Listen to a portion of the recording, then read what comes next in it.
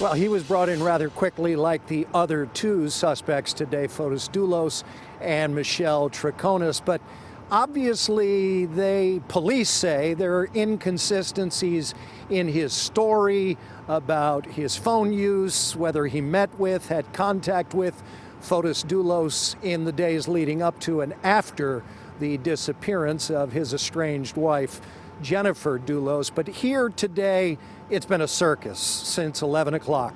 Just after noontime, Mr. Dulos arrived. About an hour and a half later, it was Michelle Troconis. And maybe 20 minutes ago, it was Kent Mawhinney. As we understand it, McDougal Correctional in Suffield is where Mr. Dulos is spending the night before heading to Stamford tomorrow. And then over to Niantic and York Correctional is where Michelle Troconis is, and we assume Mawhinney is also headed to Suffield. Just before 4 p.m., state police held a brief press conference regarding today's 3 arrests. I am sorry, but we will not be answering any questions today due to the gag order. That's a gag order a judge put in place to prevent anyone involved in the case from commenting in any fashion. Fotis Dulos, whose ex-wife Jennifer Dulos has been missing since May 24th, was arrested for a 3rd time in connection to this case and arrived at Troop G in Bridgeport just after noontime, facing 3 serious charges. Murder, felony murder, and kidnapping, with the court set bond of $6 million. His most recent girlfriend, Michelle Troconis, who, like Fotis Dulos, had been arrested twice and charged with tampering with evidence and hindering prosecution, arrived at Troop G about an hour and a half after Mr. Dulos. Michelle Troconis, charged with conspiracy to commit murder, with a court set bond of $2 million.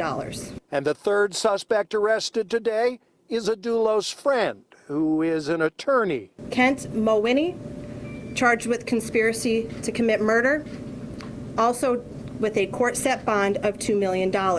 And during the 3 o'clock hour, roughly 30 minutes apart, Troconis was the first to be led out of Troop G in handcuffs. That was followed by Dulos, who state police say they have on surveillance video in Hartford the night Jennifer Dulos was reported missing, disposing of multiple trash bags, which included items with Jennifer Dulos's blood on them. Fotis, do you believe police have the evidence to convict you on the murder? Whether you could see or not inside the car, but when I asked Mr. Dulos that question about the murder conviction prospects, he shook his head no, and he smiled, which rubbed a lot of the onlookers the wrong way here on the sidewalk on the side of Troop G, and using words to describe him that certainly are not appropriate for air. We're live here at Troop G in Bridgeport. I'm Tony Terzi, Fox 61 News.